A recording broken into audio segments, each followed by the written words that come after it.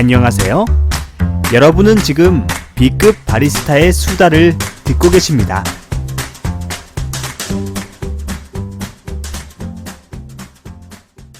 B급 커피 이야기 제 213회. 안녕하세요. 바리스타 이시아입니다. 크리스마스가 오고 있습니다. 지금 제가 크리스마스 때 녹음하는 건 아니고 크리스마스 전에 녹음을 하고 있는데 마음 같아서는 크리스마스 특집을 뭘 하고 싶어. 근데 아무것도 없어. 내가 이 방송이 망하는 이유를 스스로 알면서도 변화를 하지 못함으로써 별로 할 생각이 없는 거지. 그치? 나는 아무 생각이 없는 것 같아. 내가 학원생들한테 아무 생각이 없냐고 맨날 묻지만 정작 내 자신도 아무 생각이 없다. 자, 213회 녹음을 들어가 보려고 합니다. 요새 눈이 좀 많이 오고 있습니다. 요새 이렇게 눈을 많이 본 적이 별로 없는 것 같은데, 보통 겨울 하면은 눈이 많이 오던 때가 있었는데, 제가 요 근래는 이제 좀 나이 먹고 나서는 눈을 많이 본 적이 이렇게 많지 않다고 생각을 했었거든요. 근데 지금 올해 같은 경우, 작년에 눈이 좀 왔었나? 올해 같은 경우만 하더라도 눈을 자주 보고 있습니다. 특히나 이제 저는 이제 눈이 올 땐 차를 잘 안 끌고 다녀요. 뭐 평상시에도 안 끌고 다니는데 특히나 눈이 오거나 그러면 좀 쫄려가지고 더 안 끌고 다니는 편입니다만, 사실 이렇게 눈이 오거나 기상이 안 좋을 때는 좀 대중교통 이용하는 것도 하나의 방법일 것 같아요. 근데 실제로 이제 뉴스 같은 거 보니까 이 눈이 많이 오던 날에 이제 지하철 같은데 엄청 사람이 몰리는 걸 보고서 갑자기 좀 무서워. 무서워. 그러니까 이런 직장인들이 딱 출퇴근 시간이 정해져 있지 않습니까? 보편적으로. 그러다 보니까 이제 너무 이제 지나치게 몰리는 경향이 있는데, 이 직장인들의 이 출퇴근 시간도 좀 많이 조정을 좀 해줘서 이 출근 시간과 퇴근 시간을 많이 분산화하는 방법도 꽤 필요할 것 같은데, 왜 그런 거에 대해서는 조금 더 이렇게 적극적으로 하지 않을까? 뭐 이런 생각이 좀 들었습니다. 뭐 이런 거죠. 보통 우리 직장인들 출퇴근 시간이 이제 7시에서 8시 요때인 것 같아요. 뭐 퇴근 시간은 이제 5시에서 6시고. 그러니까 이거를 너무 딱 정해져 있는 시간에 하니까, 물론 또 이제 좀 늦게 출근하면 또 늦게 가야 돼서 또 그런 걸 또 싫어하실 분들도 있겠죠. 그러니까 사람의 그 생활 패턴이라는 게 다들 비슷할 텐데, 그래도 이 직장이 좀 너무 이렇게 밀집돼 있는 시간대들이 조금 많이 분산시켜 주시면 어떨까? 뭐 이런 생각을 좀 많이 하게 됩니다. 그러니까 저 같은 경우에 이제 출근 시간대가 이제 10시에 10시. 그러니까 수업이 보통 9시에 있는 경우도 있는데, 보편적으로는 이제 첫 시간이 이제 10시에 있다 보니까 9시쯤 나가게 되는 거죠. 뭐 보편적으로. 그러니까 예를 들어 뭐 집이 뭐 강의할 곳이 멀면 한 2시간 잡고 가고, 뭐 가까우면 1시간 정도 잡고 가는데, 그러니까 수업이 10시니까 그래도 한 9시, 뭐 8시 반 요때 나가면 그래도 엄청 붐비진 않는 것 같아요. 그런 면에서는 그래도 제가 지금 직장을 다니는 곳이 엄밀히 말하면 직장은 아닌데 그냥 강의하러 프리랜서로 뛰는 곳이 딱 좋은 거죠. 그러니까 이제 막 몰리거나 쏠리는 일이 없어서 그런 거에는 참 감사하면서 살고 있습니다. 자, 이 눈이 많이 오는 오늘 이제 녹음을 해보도록 할 텐데, 커피 한 잔을 또 먹으면서 시작을 해봐야겠죠? 지금 마셔보려고 하는 커피는 일단 캡슐 커피입니다. 스타벅스에서 나오는 싱글 오리진 커피 콜롬비아 네스프레소용이랑 폴바셋에서 나오는 콜롬비아 싱글 오리진 캡슐 커피죠. 네, 네스프레소 커피이고요. 일단은 제가 이 폴바셋 거를 안 먹어봤어요. 그리고 지금 스타벅스 콜롬비아는 좀 먹어봤고, 요거 두 가지를 같이 먹어서 이제 비교를 해보려고 합니다. 일단은 써있는 내용을 좀 참고를 하자면, 폴바셋 커피에 이제 좀 보면 콜롬비아산 100% 원두라고 표기가 되어 있고요. 이제 그레이프와 캐러멜, 브라운 슈거, 초콜릿에 이제 컵노트가 이렇게 이제 표현이 되어 있습니다. 뭐 자세한 내용을 좀 더 들여다보면 뭐가 있나 이렇게 보니까 일단 흥국 F&B에서 제조를 했다고 써 있어요. 폴바셋 것은. 흥국 F&B 같은 경우에는 그 유명한 그 과즙 퓨레를 제조하는 걸로 이미 이 커피 업계에서는 좀 이제 정평이 나 있습니다. 저 개인적으로 이 흥국 F&B의 이제 유자 자몽 퓨레를 상당히 좋아했었는데 이게 이제 초창기 프랜차이즈 시장에서 이제 과즙 퓨레로 많이 썼었어요. 좀 이제 가격대가 비교적 센 편이긴 한데 이제 과육이나 맛이 상당히 리얼감이 있고 맛이 좋아서 사실 제가 카페 할 때도 이제 좀 애용했던 그런 이제 브랜드 제품이었습니다. 뭐 흥국 F&B를 한번 검색해 볼까요?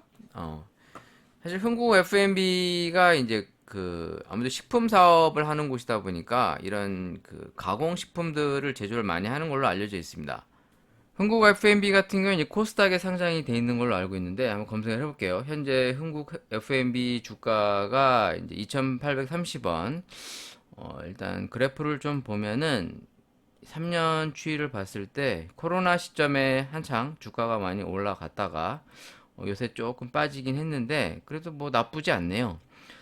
코로나 이전과 비교했을 때 뭐 상당히 그래도 잘 유지가 되고 있는 회사인 것 같고 일단 보통 카페 제품들을 많이 쓰는 걸로 알고 있는데 회사 소개를 들어가면 맛과 향이 살아있는 더 특별한 식음료를 통하여 건강하고 행복한 삶을 만들어 간다. 뭐 이제 이런 취지로 회사 설립이 돼 있었나 봅니다. 회사 연역을 보게 되면 이제 2000년도에 설립이 돼서 버블티 재료 좀 일찍 시작하셨네요. 버블티 재료를 파우더 타피오카 볼 수입을 공급하는 회사로 시작이 돼서 일본 슈브 이거 뭐야?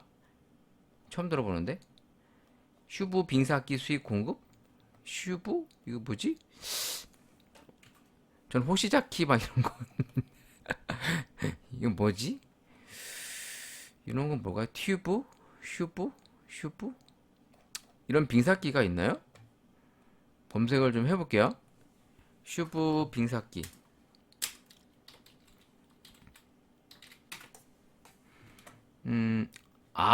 이 제품이구나.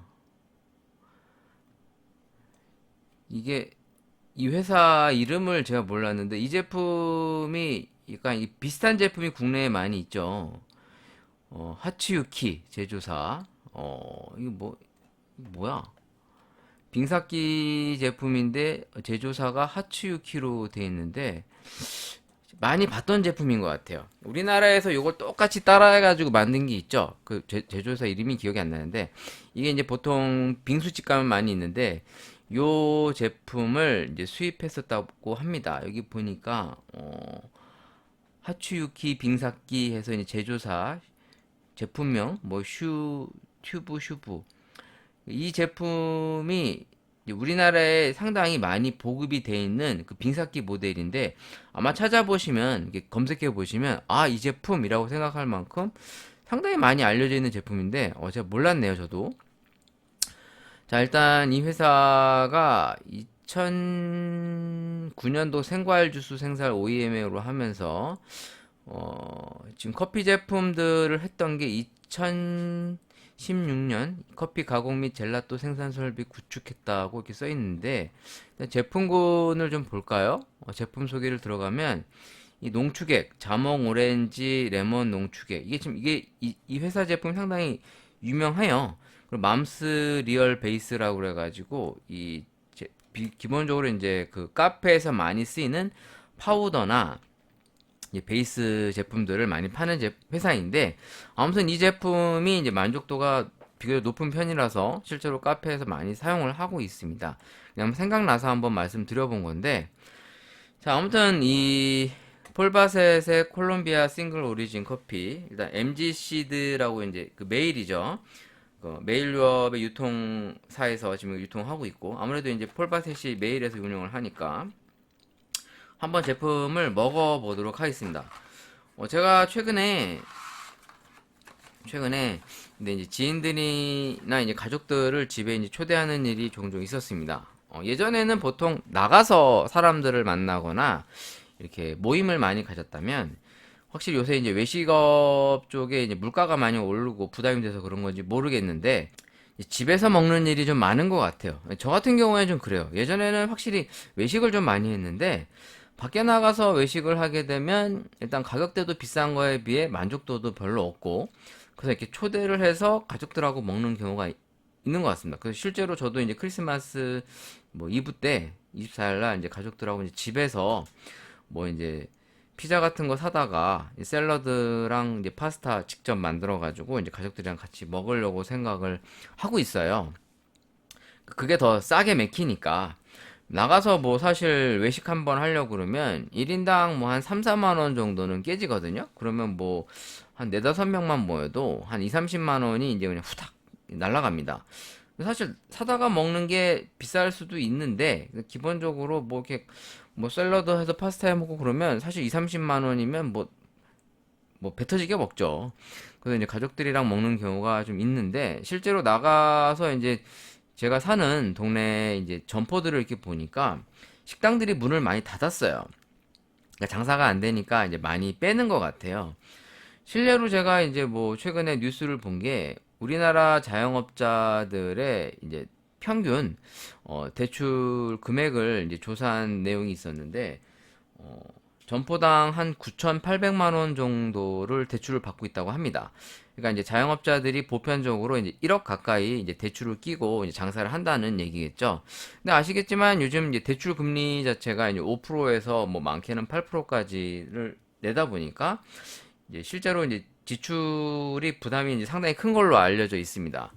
그래서 그 실제로 이제 조사 결과가 40% 이상이 폐업을 고려하고 있다. 뭐 이런 내용이 나왔는데 물론 보도자료라고 하는 게 뭐 100% 신뢰할 수 있다고 단정지어 얘기할 수는 없겠죠. 하지만 그럼에도 불구하고 이 분위기 자체가 썩 좋지 않다라는 것을 일단 뭐 느낌으로라도 알 수 있지 않을까. 그런 면에서 지금 자영업을 하는 많은 분들의 어떤 심리적인 고충 부분도 우리가 이해할 수 있겠다라는 생각이 좀 들었습니다.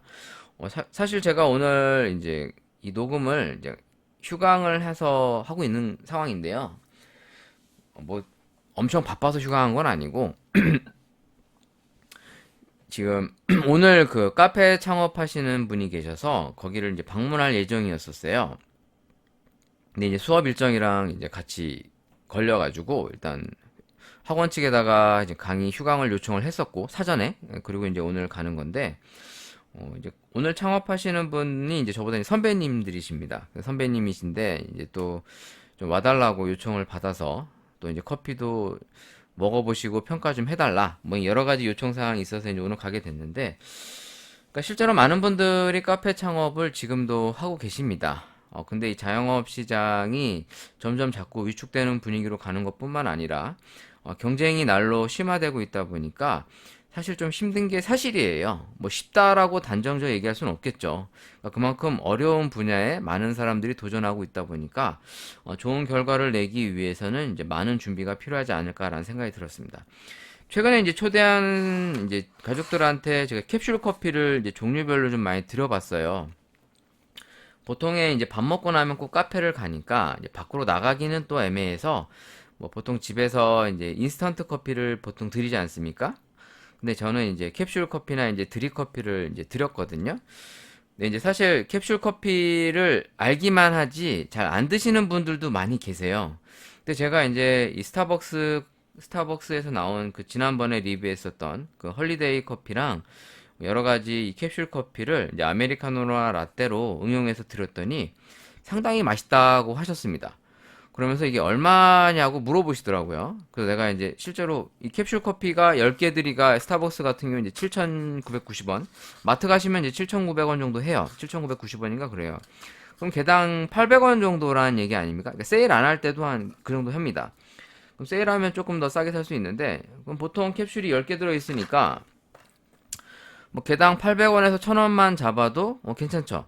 근데 1,000원에 커피 한 잔 정도 먹는 거면 집에서 먹어도 뭐 퀄리티가 비교적 좋다면 나쁘지 않죠. 그런 면에서 이제 사람들이 몰라서 못 먹는 경우도 있는데 알고 나니까 이제 관심을 많이 갖는 것을 제가 보게 됐어요. 그런 면에서는 앞으로 이런 대기업에서 만들어내는 이런 간편 제품들이 점점 우리 소비 시장에 있어 특히 소비자들한테 어, 많이 알려짐과 동시에 많이 선호할 수도 있겠구나라는 생각을 정말 하게 됐는데 실제로 커피를 캡슐 커피나 이런 다양한 좀 즉석 커피들 있죠. 뭐 드립백 같은 거를 뭐 드시는 분들도 많이 계시지만 확실히 안 드시는 분들도 많이 계십니다. 그만큼. 그런 면에서는 이제 이런 것들이 많이 확대가 됐을 때 이제 실제로 카페 장사하시는 분들에게도 약간 영향이 있지 않을까 뭐 이런 생각이 좀 들었어요. 자, 일단 커피 한번 리뷰를 해보도록 하겠습니다.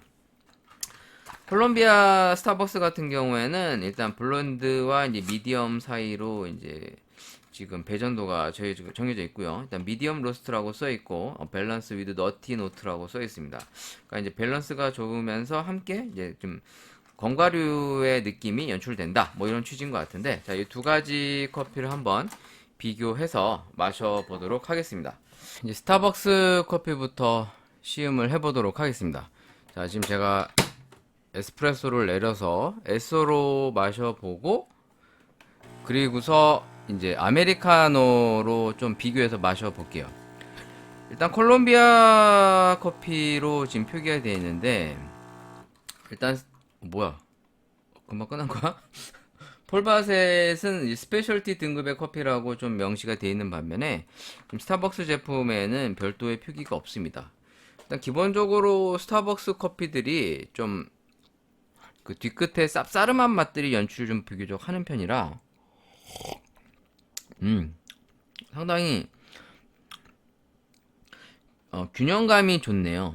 그러니까 이게 좀 맛이 톡톡 튀는 느낌보다는 좀 스무스하게 넘어가는 느낌과 이제 뒤끝에 쌉싸름한 느낌이 좀 있는 편이에요. 먹었을 때 너도 맞다고? 에스프레소 자체가 상당히 괜찮습니다. 지금 캡슐 커피라서 확실히 퀄리티 자체가 뭐 인스턴트 커피들에 비해 이제 향도 조금 더 리얼하고 잘 나타나는 편이고 에스프레소 자체의 맛도 상당히 좋은 편인데 자, 일단 폴바셋도 한번 먹어보도록 할게요.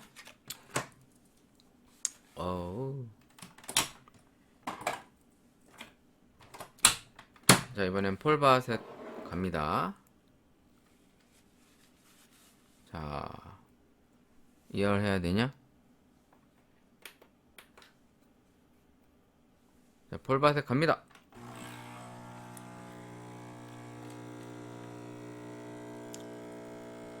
여러분들도 소리가 들리시죠? 네.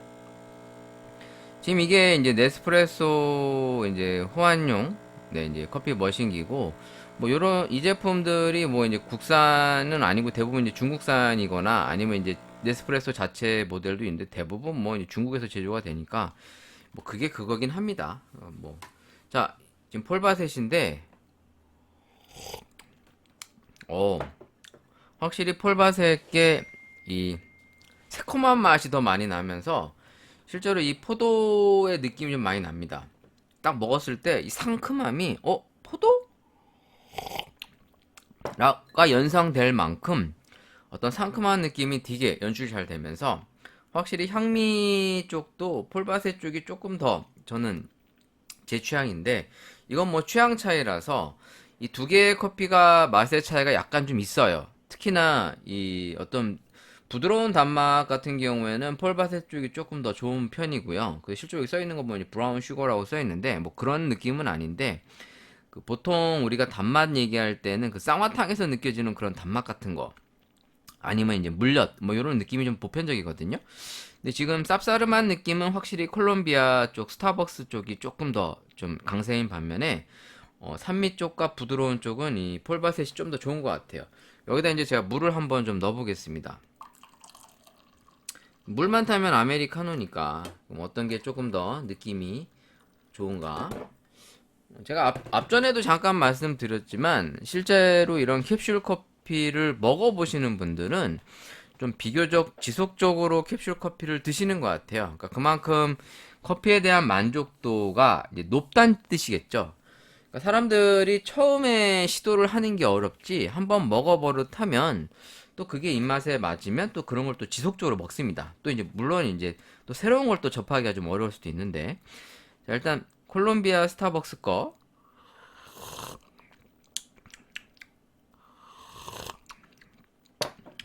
일단 아메리카노로 먹는 스타일이다 보니까 이게 드립커피 하는 느낌이 좀 되게 달라요.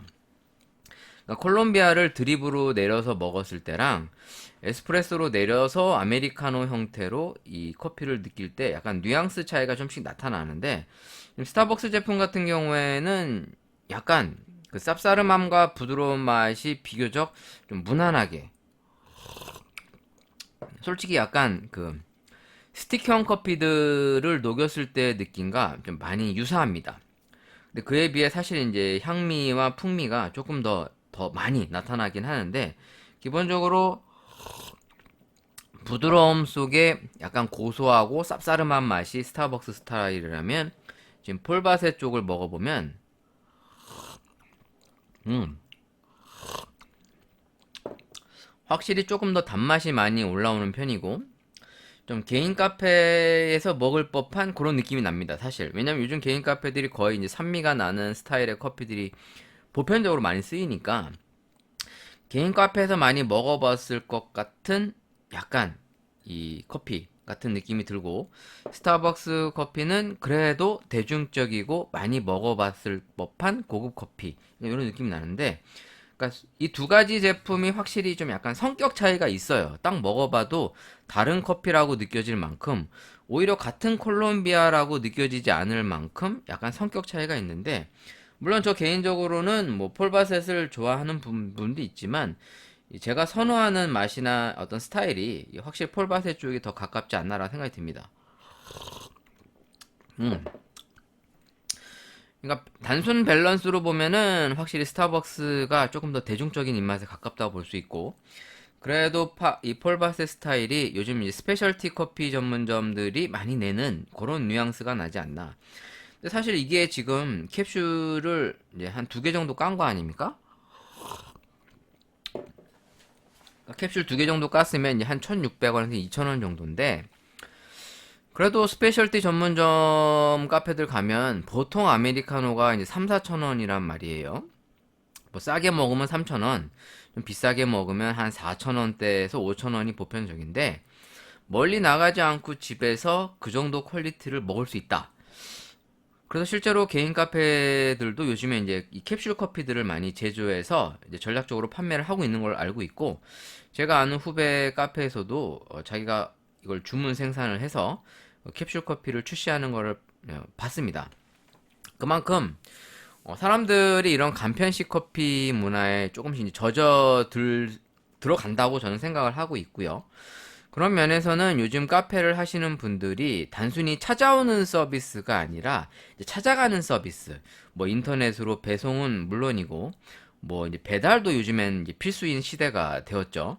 그만큼 커피들의 퀄리티가 이제 물론 한쪽에서는 이제 뭐 합리적인 가격 대비 가성비로 가고 있다면, 한쪽에서는 이제 고급 고퀄리티의 커피를 간편식으로 즐길 수 있는 분위기로 확실히 많이 기우는 것이 아닌가 라는 생각이 들었습니다. 자, 지금 제가 간단하게 이 커피 두 가지를 먹어보면서 조금 주접을 떨어봤는데,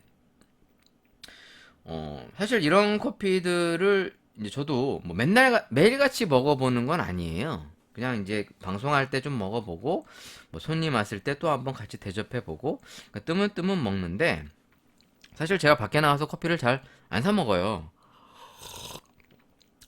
그러니까 뭐 궁금하거나 리뷰하려고 특정 카페를 찾아가서 먹어보긴 하지만, 지나가다가 뭐 카페가 있다고 이렇게 다 사 먹어보는 편은 아니에요. 왜냐면 보통 그런 커피를 먹어보면 그냥 그 가격대에 나오는 그 커피 뭐 이런 게 보편적이에요. 아무래도 직접 로스팅을 하는 카페가 그나마 나을 수도 있지만, 대부분은 원두를 사다가 쓰는 편이다 보니까 사실 그 커피가 그 커피인 경우가 참 많거든요. 물론 이렇게 얘기하면, 야, 누가 요즘에 커피 맛으로 먹냐? 어? 커피 먹으려고 누가 맛보고 찾아가는 사람이 누가 있어? 뭐 이렇게 얘기하는 사람들도 있습니다. 맞아요. 우리나라에서의 커피 문화는 보편적으로 그냥 하나의 사람과의 만남의 매개체 역할을 하는 경우가 많아서 커피 자체의 맛에 초점이 없는 경우가 많죠. 그럼에도 불구하고 이제 사람들이 이제 커피를 많이 마시다 보니까 그래도 이제 맛에 대한 주관적인 어떤 견해나 어떤 자기만의 눈높이 이런 것들이 좀 생겨나가고 있는 것 같습니다. 그래서 이왕이면 좀 맛있는 커피 이런 거 먹는 사람들도 좀 늘어나는 것 같아서 실제로 이런 캡슐 커피나 즉석 커피 시장이 사실 날로 커지고 있지 않습니까? 보통 이제 5조 원 정도로 추산하고 있는데 우리나라 국내 커피 시장이 이제 10조 원에서 15조 정도로 추산하고 있대요. 이것도 이제 정확한 건 아니에요. 근데 보통 10조에서 15조 정도로 한국 커피 시장을 내다보고 있는데 이러한 시장이 사실 10조가 큰 돈 아닙니까? 그러니까 그만큼 사람들이 커피를 많이 사 먹고 여기와 관계되어 있는 생산 소비 활동을 많이 한다는 얘기겠죠. 그런 면에서는 돈이 되는 사업이니까 이런 시장을 위해 더 많은 사람들이 뛰어드는 것이 현실입니다. 그러다 보니 우리가 커피에 대해서 좀 다양성들을 존중하고 또 이런 걸 먹어봄으로써 상품 가치에 대한 어떤 나름의 견해 그리고 거기에 대해서 좀 중요성들을 인지해야 될 때가 된 것 같아요. 또 이런 커피들이 사실 퀄리티가 예전에 비해 상당히 좋아지고 있고 이런 것들을 저 같은 사람부터도 이제 밖에 나가서 먹지 않고 집에서 즐기는 걸 보면은 앞으로도 많은 사람들이 이제 가정에서 커피를 많이 소비하지 않을까라는 생각이 많이 들었습니다. 자, 커피를 이제 마셔봤으니까 기사들을 한번 보도록 하겠습니다. 뭐 이렇게 쌈박한 기사 같은 거는 사실 눈에 안 띄는데 그래도 뭐 커피 이슈들 얘기하면서 또 주접을 좀 떨어보도록 할게요. 기사 첫 번째로 눈에 띄는 게 지역 점주와 함께 살아야 상생을 나서는 커피 업계라는 기사입니다. 일단 뭐 우리나라의 대표 프랜차이즈 주자인 이제 스타벅스와 이디야가 그래도 이제 대외적인 부분에 있어서 좀 이제 관리를 많이 하는 이제 커피 기업이라고 저는 생각을 하고 있습니다. 그러니까 저는 나쁘게만 보진 않아요. 뭐 사실 기업이라는 곳이 이윤 추구가 목적인데 아무래도 자기네들에게 이익이 되지 않는 것을 할 일은 없겠죠. 그렇다 하더라도, 뭐, 이미지 관리라고 하더라도, 가식적이라고 하더라도, 안 하는 것보다는 하는 게 전 낫다고 생각이 들어서, 뭐, 커피 가격의 상승뿐만 아니라, 이제 어떻게 보면 이런 큰 기업들이 이 시장을 주도한다고 저는 생각을 하고 있는데, 기업의 이 내용은, 이제 사회소상공인과 이제 상생관계를 이제 커뮤니티 스토어 매장에서 판매하는 모든 품목당 300원씩 적립해 연계 NGO와 함께 지역사회 긍정적인 변화를 이끌어내기 위한 이익 공유형 매장이다. 뭐 이런 소개를 하는 것 같습니다. 아이고, 딸꾹질이 나오네? 뭐, 표면상으로 좋아 보이는 거일 수도 있지만, 그래도 이런 어떻게 보면 선두 기업들이 어떤 좋은 롤 모델을 제시하는 것이 저는 비단 나쁘다고만 보여지진 않고, 아무래도 이제 그런 면에서 이제 이디야도 이제 상생 경영, 특히나 이제 가맹점주와 이제 고객을 비교적 그래도 많이 배려하던 기업 중에 하나고, 사실 이디야에서 저도 근무했을 때 이제 좋았었던 게 이제 우수 가맹점 같은 거를 선정을 해서 뭐 실제로 로얄티를 좀 이제 감액해 준다든가 그리고 이제 원두를 이제 지원해 준다든가 이제 이런 게 항상 있는 건 아니고 그래도 이제 그 어쩌다 한 번씩 있었어요. 그리고 또 이제 우수 가맹점이라는 게 뭐 보통 한 번 선정되면 계속 선정되는 건 아닌데 그러니까 제가 있었던 매장도 이제 우수 가맹점 같은 걸 선정이 되면서 뭐 저도 이제 혜택을 많이 받죠. 이디야 근무할 때 이제 본사에서 이제 이런 것들을 혜택을 주는 것을 많이 봤는데 안 주는 것보단 낫잖아요. 네, 뭐 다른 프랜차이즈는 없느냐? 뭐 다른 프랜차이즈들도 이제 그런 걸 합니다. 하는데 그래도 좀 이제 좀 앞세워서 이런 것을 좀 나타내는 기업들이 몇 개 안 되다 보니까 그래도 이제 이디야와 스타벅스가 또 비교적 이런 부분에 있어서는 어떻게 보면 이제 이미지 관리도 신경을 쓰고 이제 대외적인 부분들을 많이 이제 관심을 갖는 거라고 저는 생각을 하고 있어서 그냥 심심해서 한번 얘기를 나누어 봤습니다.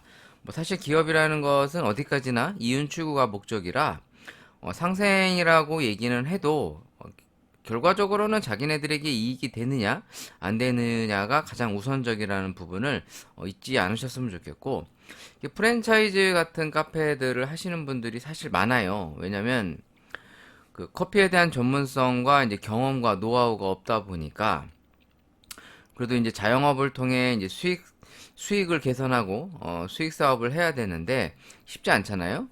그러다 보면은 그래도 믿을 만한 어떤 프랜차이즈나 어떤 기업, 어떤 브랜드를 선호해서 실제로들 많이 이제 합니다.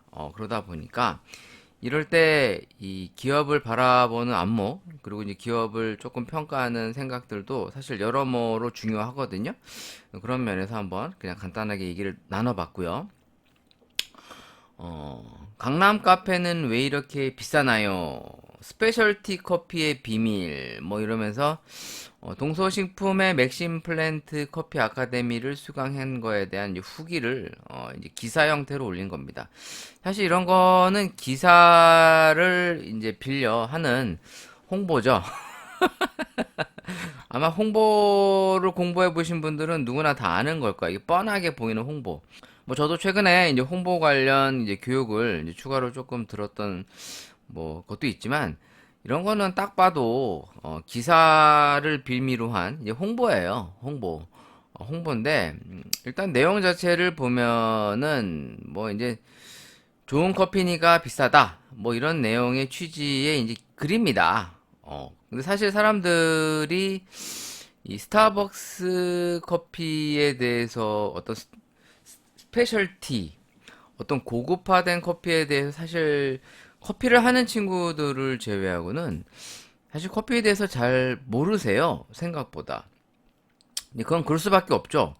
뭐 저도 그렇지만 자기가 종사하는 분야가 아니면 보편적으로 다른 분야에 대해서 그렇게까지 뭐큰 관심을 갖지도 않고, 어떤 그 어떻게 돌아가는지에 대해서 디테일하게는 모른단 말이에요. 그러니까 대충 어렴풋이는 들어본 거나 뭐 이렇게 주워 들은 건 있지만 사실 다른 분야에 대해서 우리가 잘 모르잖아요. 그거는 뭐 저만 그런 게 아니라 다른 분들도 아마 공통적일 겁니다. 뭐 예를 들어 내가 의사가 아닌데 어? 이 의료 체계가 어떻게 돌아가고 돈이 어떻게 도는지, 어? 의사가 되려면 어떻게 되나 뭐 이런 디테일한 거를 모르잖아요. 그냥 뭐 어렴풋이 드라마나 이런 걸 본 걸 통해서 의사가 되려면 공부를 많이 해야 되고 이런 거구나. 의사는 돈을 잘 버나? 뭐 이런 거에 대해서 잘 모른단 말이에요. 그러니까 뭐 장사도 그래요. 뭐 옷 장사가 어떤지, 뭐 음식 장사가 실제로 얼마나 남는지 이런 거를 자세하게 몰라. 당연히 커피도 하나의 소비재로서 그냥 음료 마시듯이 먹는 거지. 뭐 이걸 먹으면서 막 깊이 있게 연구하고 이런 건 알고 보니 이런 거구나 이렇게 하시는 분이 없어요. 그게 정상적인 거지. 보편적으로 다 그러니까. 그러니까 실제로 이 커피 수업을 하다 보면은 뭐 내 딴에는 이제 답답한 일들이 참 많습니다. 왜냐면 뭐 이제 교육이랍시고 여러 가지 말씀을 드리는데 못 알아들으세요. 왜냐면 이제 아무래도 이제 기초 자체가 너무 없으니까 이제 그런 것부터 이제 하나부터 열까지를 다 이제 교육을 해드려야 된단 말이에요. 실제로 커피 교육이라고 하다 보면 뭐 커피를 이제 현장에서 뭐 직원을 뽑아서 교육을 하게 되는 사례가 있더라도 보통 바리스타들이 막 기본기부터 공부를 많이 해갖고 와갖고 뭐 바리스타를 뭐 전문직으로 생각하고 하시는 친구들이 없다 보니까 그러니까 매 한 가지예요.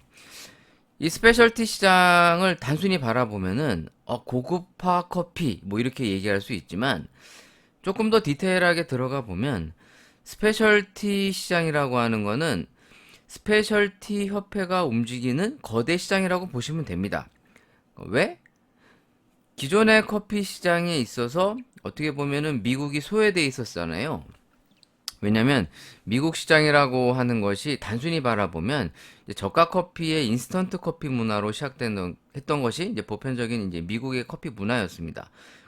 어떻게 보면 저렴하고 싼 어떤 브라질 커피를 사다가 이제 간편식으로 내려 먹는 그런 문화였었는데, 이제 고급화된 커피 시장이 많이 확대되고 이런 시장을 주도할 만한 세력들 그리고 솔직한 얘기로 자본이 모이다 보면은 더 먹고 싶잖아요.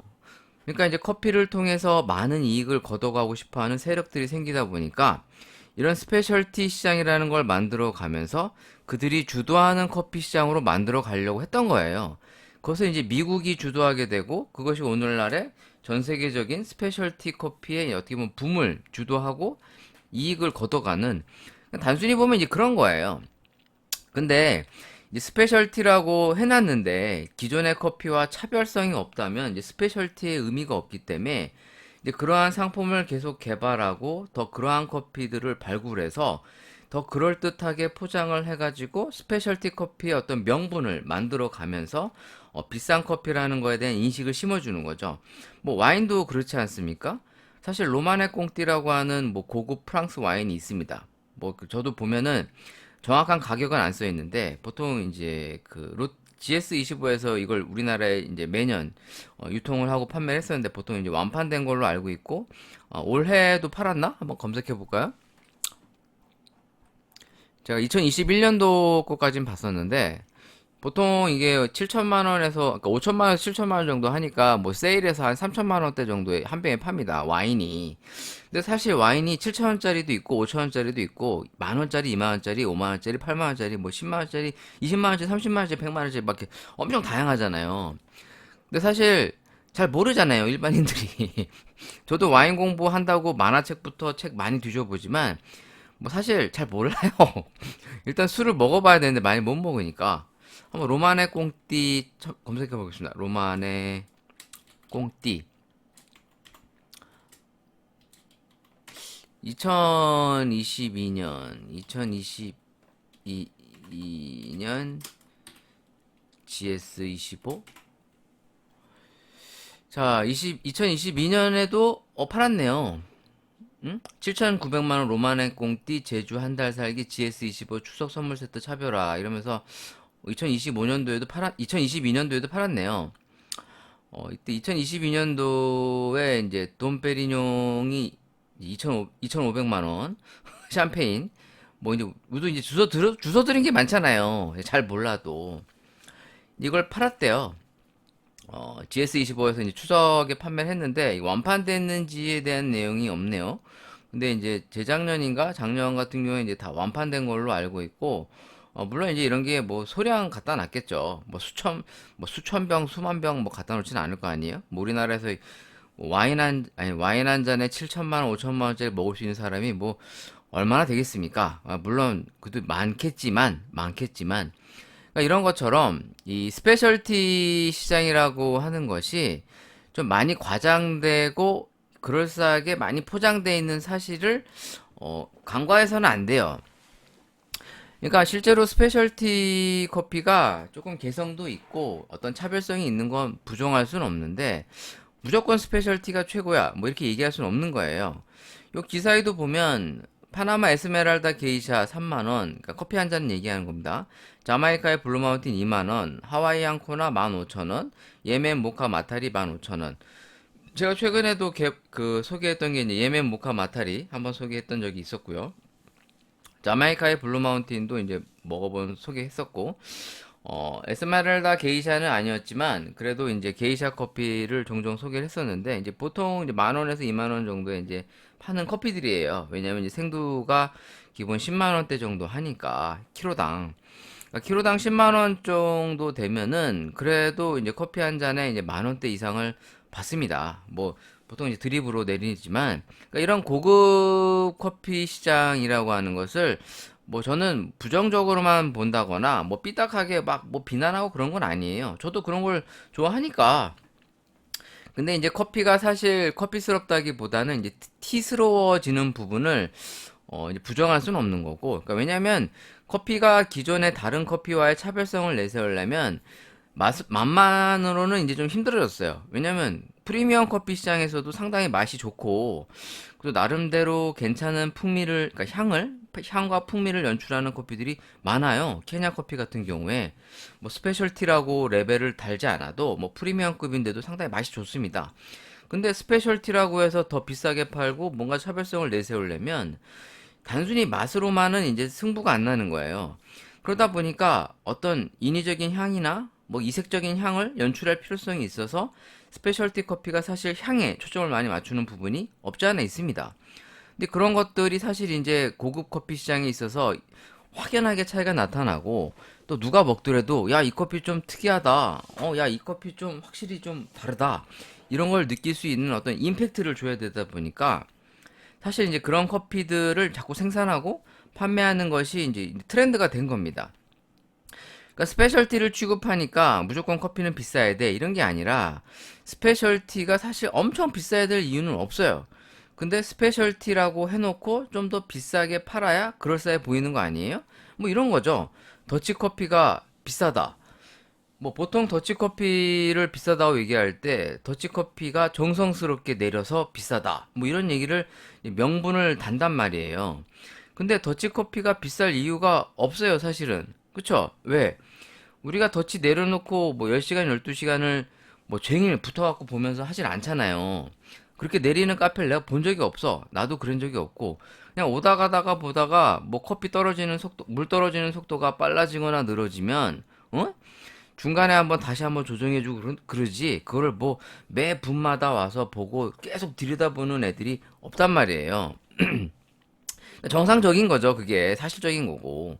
근데 더치커피라고 오래 천천히 내렸다고 비싸게 팔아. 근데 사실 따지고 보면 더치커피들이 사용하는 원두들부터 보면은 신선하고 좋은 원두를 또 안 쓴단 말입니다. 뭐 이렇게 얘기하면 난 아닌데 야 니네가 잘못하는 거 아니야? 이렇게 얘기할 수도 있는데 내가 그래도 보편적으로 보면은 더치용이라고 원두를 따로 생산해서 쓰는 집을 본 적이 없어. 있을 수도 있겠죠. 있을 수도 있는데 난 그런 카페를 본 적이 없어요. 그럼 보통 더치커피를 어떤 용으로 쓰느냐? 이 핸드드립용으로 쓰는 이제 고급 커피나 뭐 괜찮은 커피들 이런 게 이제 시간이 지나면 향이나 맛이 떨어진단 말이에요. 예? 이게 썩은 커피 쓰는 게 아니라 상품성이 떨어지는 커피를 가지고 이제 더치를 내리거나 에스프레소 블렌드용으로 이제 섞어버립니다. 우리 솔직해집시다. 그렇게 많이 하잖아요. 커피하는 인간들. 당신은 안 한다고? 보통 더치 커피는 약간 땡처리용으로 쓰는 경향이 사실 많아요. 물론 아니라고 반박하고 주장하는 사람도 있겠죠. 저 역시 그걸 다 모든 사람을 싸잡아 비난하는 게 아니라 하지만 보편적으로는 그런 용도로 많이 활용을 합니다. 그러면 더치커피가 비쌀 이유가 없어요. 사실은 어차피 땡처리용으로 쓰는 거 어떻게 보면 서비스 차원에서 오히려 더 싸게 팔아야 될 수도 있는 거예요. 근데 보통 비싸게 팔잖아요. 그러니까 내 생각은 비싸게 팔 수 있어. 응? 비싸게 팔 수 있는데 마치 고급 커피인 것처럼 포장할 필요는 없다는 얘기죠. 근데 이런 거를 일반 소비자들이 모르니까 이런 걸 하는 사람들이 이용하는 거예요. 야, 더치커피는 오래 정성스럽게 내리니까 비싼 거야. 그리고 맛도 특이하잖아. 이게 왜냐면 커피가 이제 발효가 되니까 와인스러워지고, 완전 커피스럽지 않은 어떤 묘한 음료 같은 느낌이 나니까, 소비자들은 이색적이고, 거기에 대한 마니아들도 생기는 건데, 사실 들여다보면은 비쌀 이유가 별로 없단 말입니다. 그러니까 스페셜티 커피가 기본적으로 생두가 비싼 건 사실인데, 따지고 보면 스페셜티 커피가 그렇게 비싸야 할 이유는 없다. 왜? 생두 단가 차이가 나는 건 사실인데 어마어마하게 나는 것도 아니거든요. 근데 스페셜티 커피라고 마치 더 고급 커피인 것처럼 포장을 해서 사람들을 현혹시키는 단순히 보면 이제 그런 내용이잖아요. 왜 이렇게 거품 불고 얘기하느냐고요? 아니, 아니 나도 커피 하는 사람이고 나도 장사하고 그랬지만 나 그러니까 엄청 그렇게 속이면서 장사한 적은 없어요. 뭐 스페셜티라고 오지게 비싸게 쳐먹고 그러진 않았다고. 그러니까 스페셜티 팔아도 뭐 아메리카노에서 뭐 한 1,000원 정도 더 받아 먹거나, 에? 뭐 그랬지. 막 뭐 드립커피라고 뭐 엄청나게 폭리를 취하고 그러진 않았다고요. 아, 물론 그랬던 적도 있지. 부정할 수는 없어. 부정할 수는 없는데 그래도 좀 지나치다. 물론 이거를 지나치게 포장하고 하는 것도 어떻게 보면 이제 기업들이 상술일 수 있지만, 아니 뭐 자유시장 경제에서 네가 왜 뭐라 그러느냐? 내가 하겠다는데 왜 뭐라 그러냐? 할 말은 없어요. 근데 이제 소비자들이 모르니까 속고 먹는 게 이제 조금은 이제 미안하기도 하고 조금 답답한 느낌도 있어서 그냥 이런 얘기 하는 거예요. 그러니까 스페셜티 커피가 스페셜스러운 건 맞습니다. 특별해요. 특별하게 만들려고 노력을 하고 있고, 왜? 기존의 커피와의 차별성을 둬야만 돈이 되니까 어떤 차별화 하려고 노력을 하겠죠. 더 신경 써주고 할 거 아닙니까? 근데 그거를 지나치게 가공을 하는 것처럼 이제 팔아먹으니까 조금 벨이 꼬여서 그런 거니까 또 오해하지 마시고. 아씨, 또 내가 흥분하네 자꾸. 그냥 또 그냥 한 말씀 하고 싶어서 개소리 좀 해봤어요. 네, 그 다음 광고와 관련된 얘기 좀 들어보겠습니다. 네, 지금 월드컵 끝나고 나서 이제 손흥민 씨가 이제 또 주가가 또 많이 올라가고, 뭐 최근에 이제 유퀴즈 보니까 이제 손흥민 씨의 아버지가 나와서 또 이제 또 여러 가지 얘기 에피소드를 들어오는 걸 보니까, 아, 참 이렇게 열심히 노력했으니까 이렇게 훌륭한 선수가 됐구나, 뭐 이런 걸 또 한번 느꼈습니다. 뭐 이런 것이 뭐 운이라고만 얘기할 수는 없는 것이, 그만큼 열심히 노력을 해서 지금의 손흥민 씨가 있는 게 아닌가 생각되고요. 뭐 저는 손흥민 씨가 돈 많이 벌고 잘 되는 거 배 아프지 않습니다. 이렇게 노력하고 어려운 환경 속에서 성공한 사람이니까 더 잘 돼서 또 우리나라의 어떤 좋은 본이 되는 운동하는 사람으로서의 어떤 좋은 어떤 롤 모델 같은 거 되셨으면 좋겠다. 그리고 이렇게 열심히 노력을 해서 잘 된 사람이 잘 돼야 또 그 나라가 건강해지는 거 아닙니까? 자, 일단 광고를 보면 손흥민 씨 광고, 메가커피 점주에게 60법, 60법, 60법이래, 씨, 병신이다. 60억 광고비 분담 논란. 아, 이게 프랜차이즈의 이제 어떻게 보면 이제 갑질이죠. 갑질. 사실 이제 메가커피 같은 경우에는 이미 어떻게 보면 매각이 되고 이후부터 지나치게 이제 가맹점들을 이제 좀 착취한다 이런 얘기가 이제 계속 들려 나오고 있습니다. 아무래도 이제 1,400억의 메가커피를 인수하고 났으니 이제 그 회사 입장에서는 최대한 뽕을 뽑아야겠죠. 일단 본점이래. 일단 자기 투자한 투자금을 회수해야 될 거고, 그러니까 최소한 1,400억 원 뽑아야 될 거 아닙니까? 거기에 이걸 또 몸집을 키워서 또 비싼 가격에 팔아먹어야, 보라테알이라는 회사 입장에서는 뭔가 이 메가커피를 사들인 거에 대한 어떤 이익이 될 거예요. 그래서 이제 손흥민 씨를 기용해서 이제 몸집을 키워나가는 거라고 생각합니다. 뭐 어떤 혹자들은 고급화 커피로 하고 시장을 갈 거라고도 얘기하시는데, 사실 저는 고급화 커피라고 얘기하는 데는 분명히 한계가 있기 때문에 그냥 이미지 개선을 하려고 한다고 생각하고 있어요. 그러니까 너무 싸구려라고 하는 인식을 좀 벗어나서 그래도 기업이 운영하는 몸집이 그래도 큰 카페구나. 회사가 그래도 탄탄하겠구나. 왜냐면 손흥민 씨 같은 모델을 기용해서 비싼 광고를 한다. 이런 거잖아요. 예를 들어 별 볼 일 없는 회사 같은데 TV 3사에 막 비싼 황금 시간대 광고를 한다. 그러면 이 회사 큰 회사인가 보다. 막 이런 생각을 할 거 아닙니까? 어떤 기업의 신뢰성을 줄 수가 있는 거예요.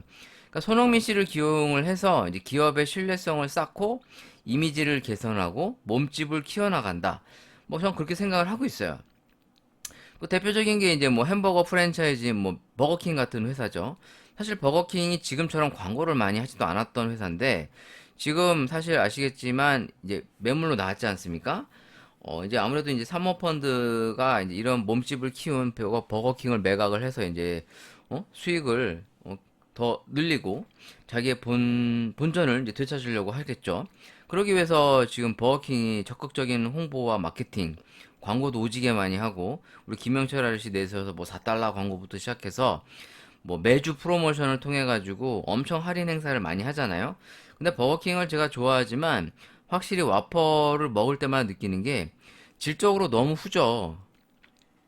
옛날 버거킹이 너무 그리울 정도로, 왜냐면 이렇게 저도 이제 버거킹을 먹을 때 이렇게 속을 다 들여다보면 옛날처럼 양상추나 야채들도 별로 없고 애들이 되게 빈약해요. 거의 롯데리아 수준 같아. 사실 롯데리아도 조금 한창 좀 이미지 개선한다고 또 막 양상추도 좀 많이 넣어주고 그러더만 요즘 다시 또 뭐 프로모션 같은 거 할 때 먹어보면 양상추도 뭐 거의 말라 비틀어지는 애들 몇 장 이렇게 얇게 깔아가지고 막 들어가고 허접해. 또 이렇게 얘기해야겠지? 야, 네가 세일할 때 먹으면서 그지같이 뭐 이렇게 말이 많어. 그냥 먹어. 뭐 이렇게 얘기해도 하실 수 있는데, 그러니까 뭐 좋아해서 먹고 저도 그냥 감사하게 먹는데, 솔직히 옛날에 버거킹 생각하면 너무 질적으로 좀 떨어진다. 또 이게 지점마다도 차이가 있어서 어느 지점은 또 이제 좀 푸짐하게 넣어주는 지점이 있고 어느 지점은 또 막 대충 만들어가지고 애들이 너무 없어요. 그러니까 이런 것들이 사실 이제 기업들이 응?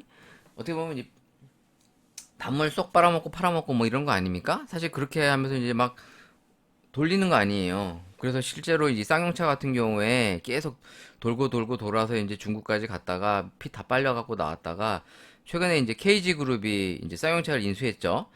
최근에 이제 쌍용차라는 이름을 버리고 이제 KG 모빌리티라고 이름을 바꿨다는 기사를 봤습니다.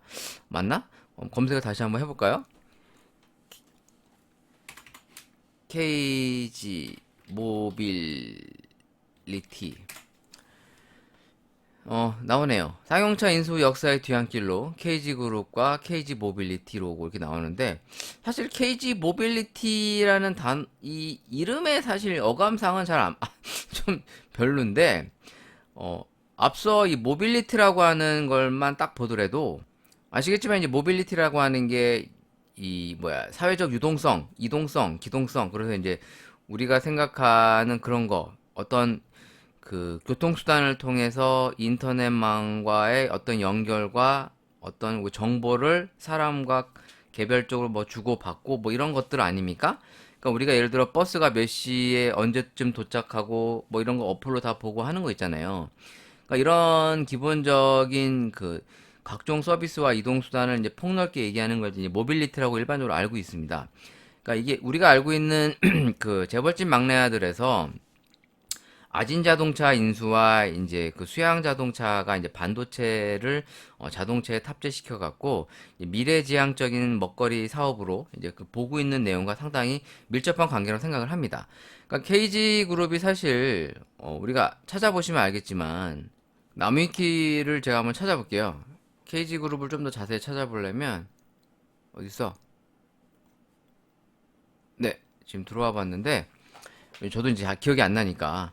KG그룹은 1954년도에 이제 비료회사 경기화학으로, 전 이건 알고 있거든요. 경기화학으로 시작된 게 이제 KG그룹인 건 알고 있는데, 이제 좀 내용을 내려가다 보면은, 이제 이 회사가 이제 1999년도에 IMF 때 이제 부도 처리됐던 이제 전력이 있었던 회사예요.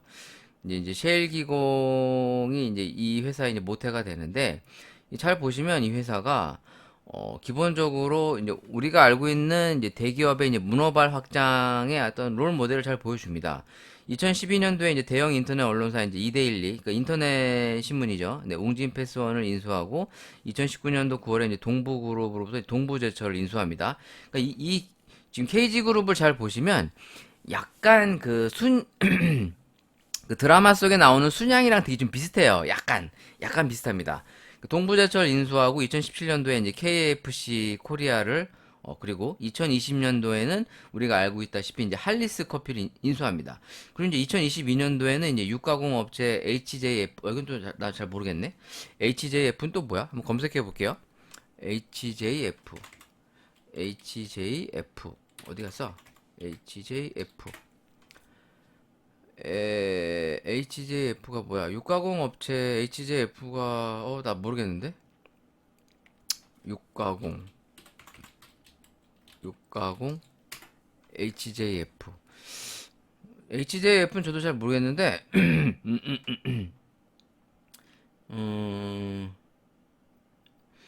뭐 그런 회사가 있대요. 나 잘 모르겠다. 검색 잘 모르겠네. 나중에 좀 찾아봐야겠다. 그러니까 이런 약간 저는 이 KG 그룹이 행보가 사실 식품 회사들을 인수하는 걸 보면서 얘네들이 약간 좀 식품 계열 쪽으로 클래나? 뭐 이런 생각을 사실 좀 했었어요. 예전부터. 그러니까 뭐 제가 이제 이 팟캐스트 할 때마다 제가 이제 KG 그룹이 할리스 인수한 거에 대해서도 이제 몇 번 언급했었고 KFC 인수에 대해서도 언급했었는데 근데 얘네가 갑자기 쌍용차를 인수하기 위해서 이제 KFC를 매각할 계획들을 이제 좀 나타내는 걸 보고서 뭔가 이 회사가 변모하려고 하는구나. 이런 생각을 좀 갖고 있었거든요. 그러니까 사실 지금 쌍용 자동차 인수 당시 이제 에디슨 모터스랑 이제 쌍방울 그룹 같은 이제 중견 기업들이랑 막 이제 각축전을 벌였는데 뭐 최종 인수 예정으로 이제 어찌됐든 인수된 거죠. 쌍용 자동차를 이제 인수하고 지금 KG 모빌리티라고 하는 어떤 사업의 브랜드 이름을 바꾸는 걸 보고서 얘네들이 이제 이쪽 계통으로 나가려고 하는 게 아닌가라는 생각을 좀 사실 했었어요. 그러니까 어떻게 보면 이 자동차, 모빌리티, 그리고 우리가 알고 있는 단순한 이제 그 뭐랄까 드라이브 스루를 이용한 음식 소비 패턴. 그러니까 어떻게 보면 이제 우리의 가장 간편하게 볼 수 있는 의식주 생활의 어떤 좋은 어떤 축소판이라고 보여지고 있거든요. 그런 면에서는 이 기업이 이런 쪽 사업에 관심을 갖고 있구나라고 좀 생각을 해보는데 그게 뭔 상관이냐 커피랑. 그러니까 기업들은 이런 식으로 그 자기가 어떤 그 기업을 인수하거나 할 때는 어떤 목적성 자체가 있다는 거죠. 그러니까 뭐 KG그룹은 그냥 하나의 예로 한번 소개를 드려본 거고요. 그러니까 뭐 사실 제가 KG그룹에 대해서 조금 관심을 갖고 이제 지켜보고 있거든요. 뭐 제가 아직 KG그룹 뭐 주식을 사거나 그러진 않았는데 그러니까 기본적으로 이렇게 그 어떤 이슈를 통해서 어떤 그 회사를 찾아보고 그 회사를 통해 또 어떤 사업을 하는지 이렇게 약간 역순으로 찾아보다 보면 어떤 관계성들이 보인단 말이에요. 그러니까 사실 메가커피 같은 경우에는 이 어떻게 보면은 단물 쪽 빨아먹기 위해서 최대한 몸집을 키울 거라고 생각이 듭니다.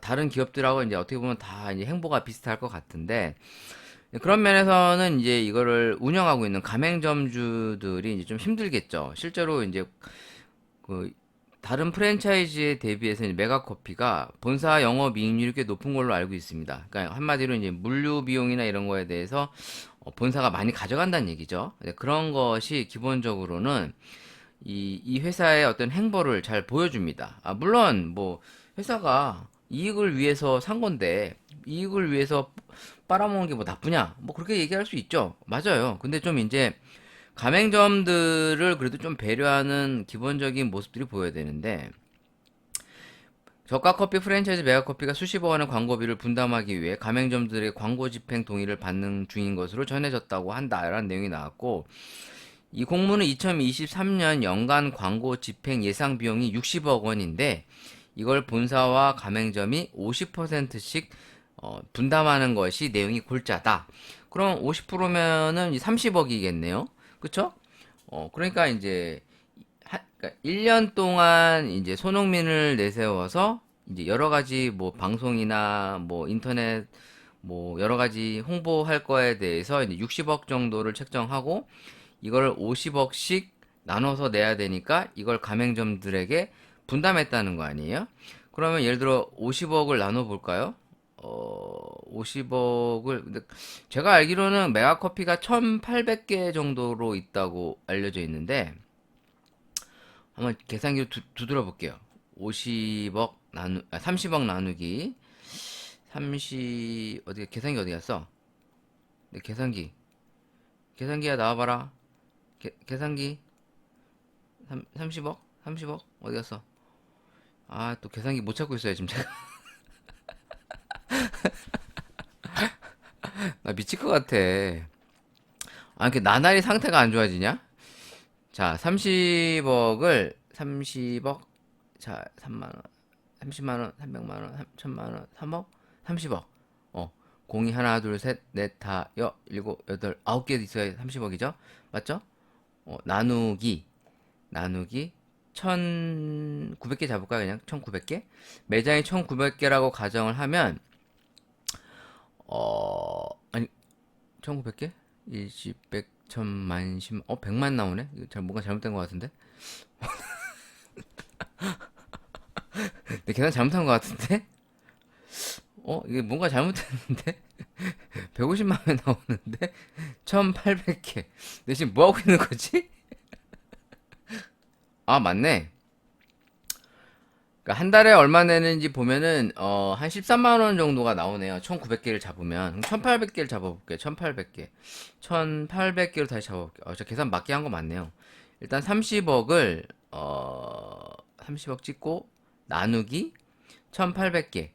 그러면 이제 1년에 얼마 나올지 알 거 아닙니까?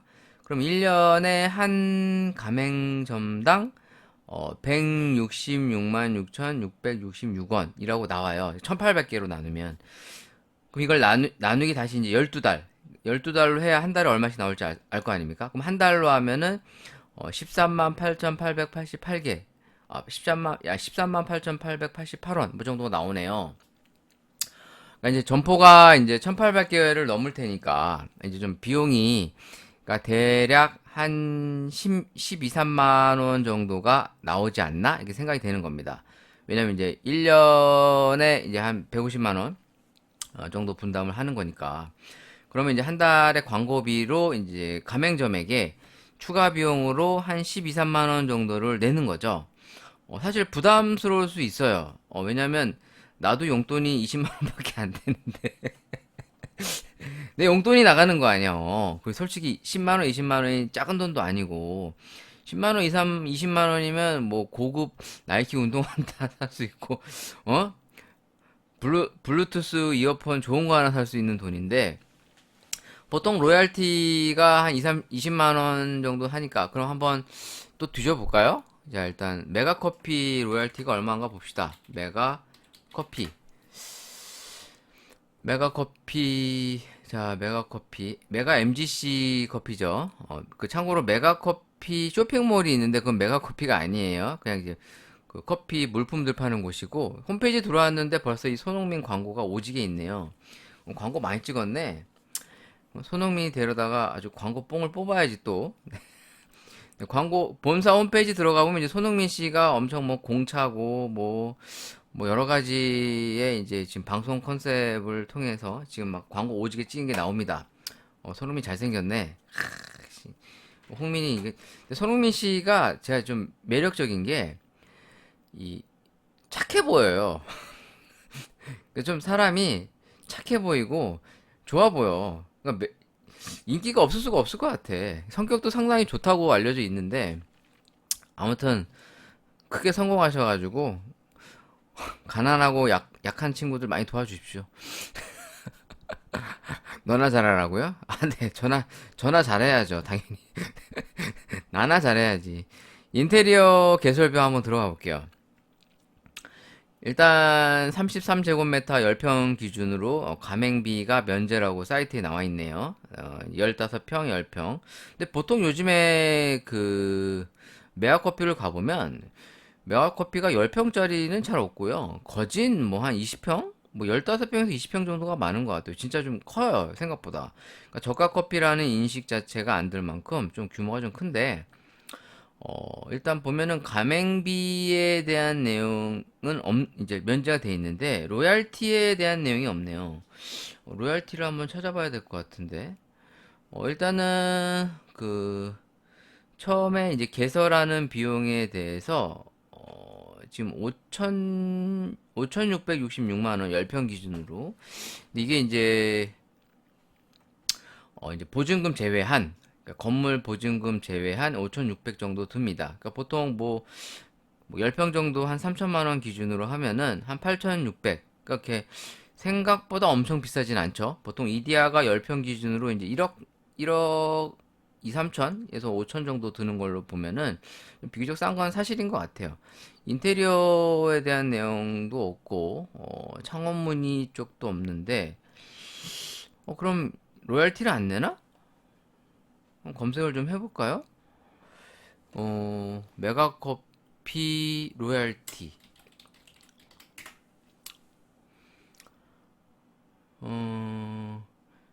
메가커피 사실상 암묵적 로얄티 인상. 아프니까 사장이죠에 누가 글 올렸네요. 지금 업계 최저 수준으로 로얄티 납부 중인데 현 기준 백다방 연 33만원 원로 환산 시 27만 5천원 부가세 포함해서 컴포즈 22만원 부가세 포함이래요.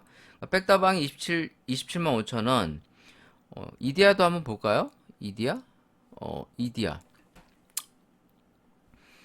뭐 가장 비교하기 좋은 게 이제 이디야죠. 왜냐면 보통 할리스와 같은 좀 이제 프리미엄 브랜드로 올라가게 되면 보통 이제 임대료 대비, 임대료래, 매출 대비로 이제 비교해서 나가는 경우가 있어가지고, 제가 있었던 이제 커피 스미스 같은 경우에도 이제 그랬었고요. 이디야 같은 경우에 볼까요? 어디 갔어?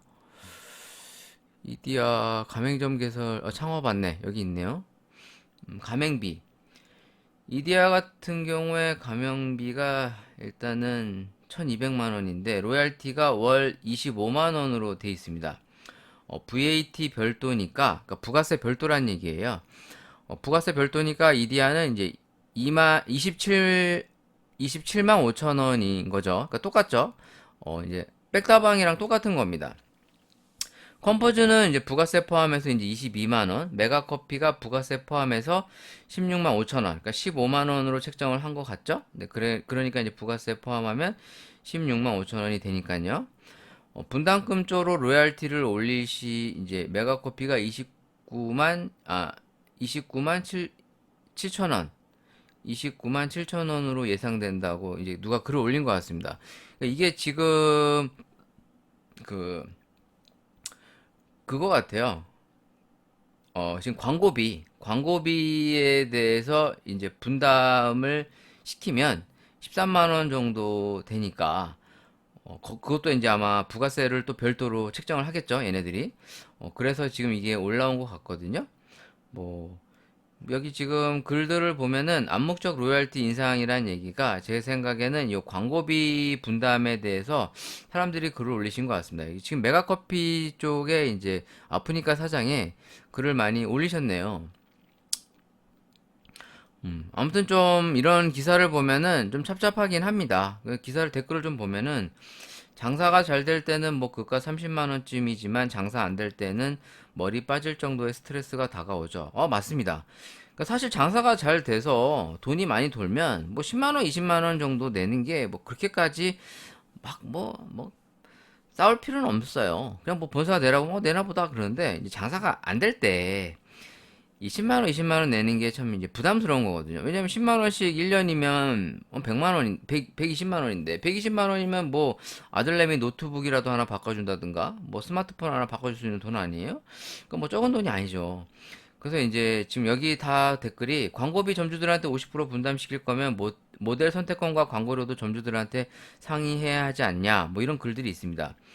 그러니까 기본적으로 지금 불만사항이 이제 그 기사에도 나왔는지 모르겠는데 어디 갔어? 내 기사 또 어디다 깔아먹은 거야? 또 어디다 팔아먹었지? 참나 내가 미치겠네. 일단 메가커피 관계자는 올해 광고비는 전부 본사에서 부담해 왔다며, 그러니까 올해 광고비라고 그래봐야 뭐 2022년도 거죠? 2022년. 그리고 실제로 이 손흥민 씨 광고 게재가 들어간 게 월드컵 시작하고부터 들어간 걸로 알고 있어요. 그러니까 그전에는 일단 메가커피가 누굴 썼지? 메가커피가 모델이 있었나?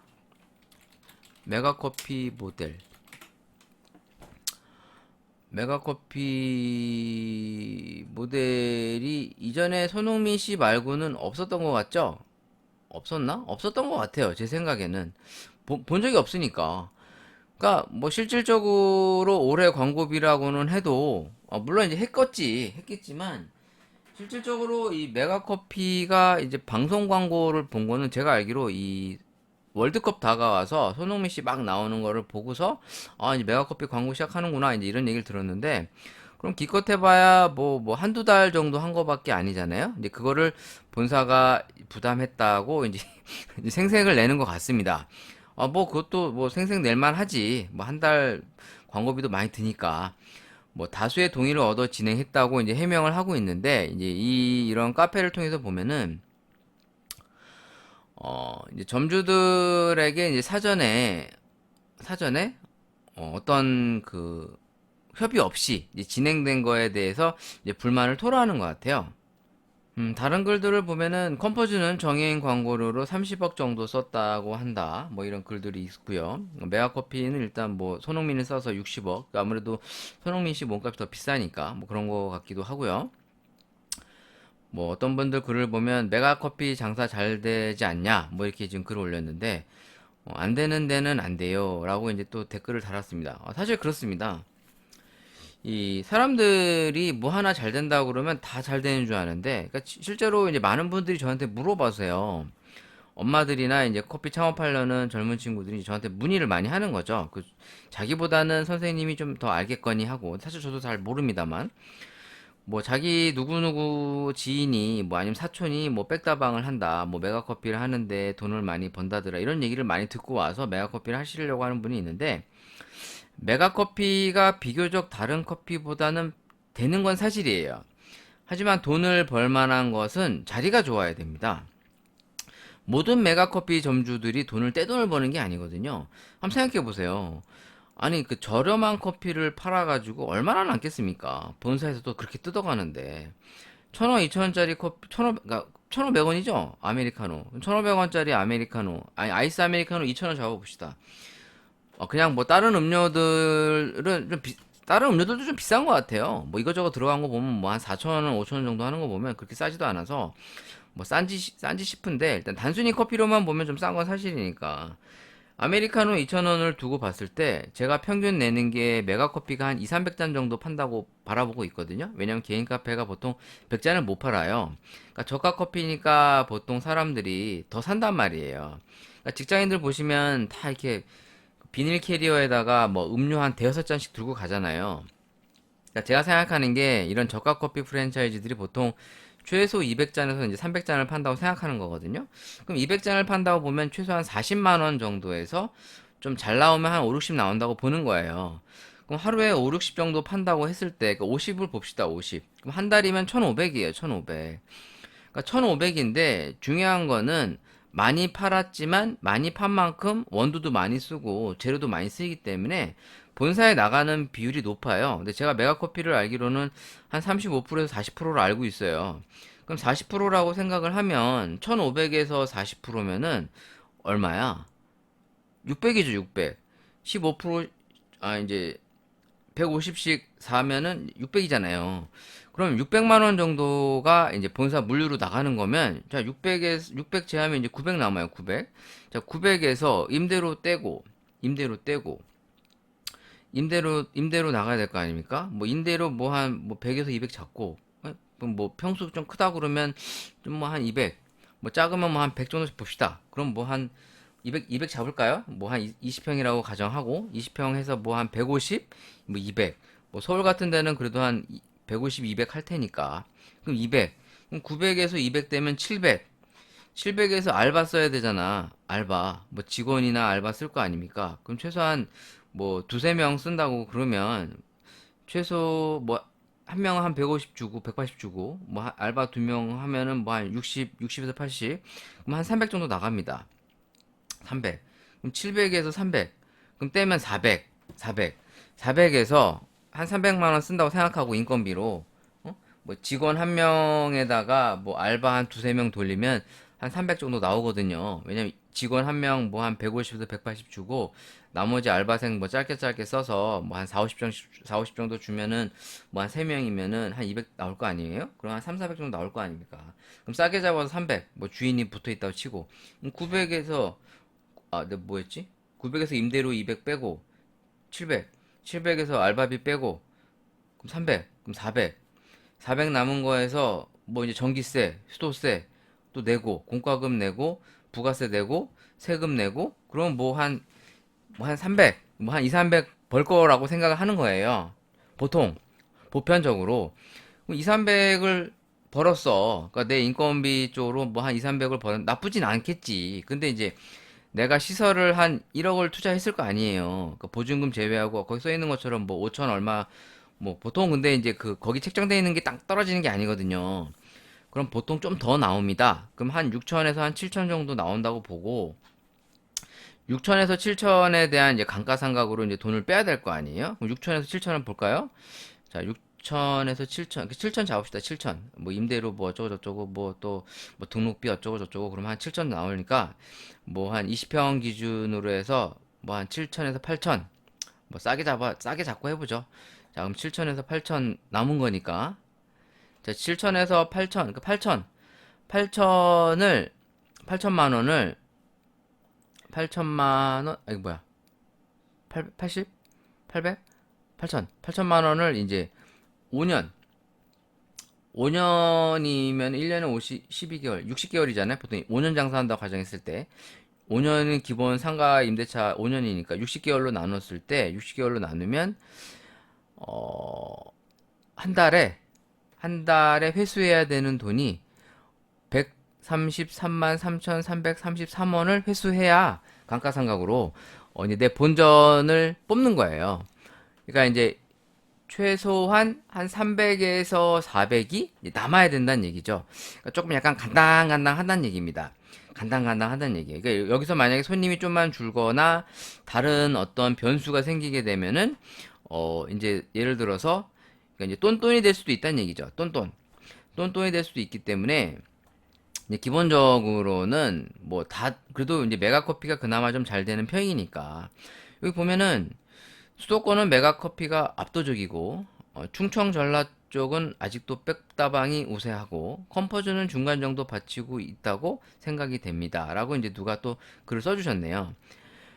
그러니까 뭐 이런 거를 사람들도 다 모르는 건 아니니까 이디야는 지금껏 광고 없이 잘 컸다는 걸 자부하는데 과연 그게 맞는 건지라는 생각이 들더라고요. 어느 정도 성장했으면 그 후에 어떤 식으로든 공격적으로 마케팅하는 게 좋을 듯해요. 맞습니다. 이런 내용도 다 맞는 얘기인 것 같습니다.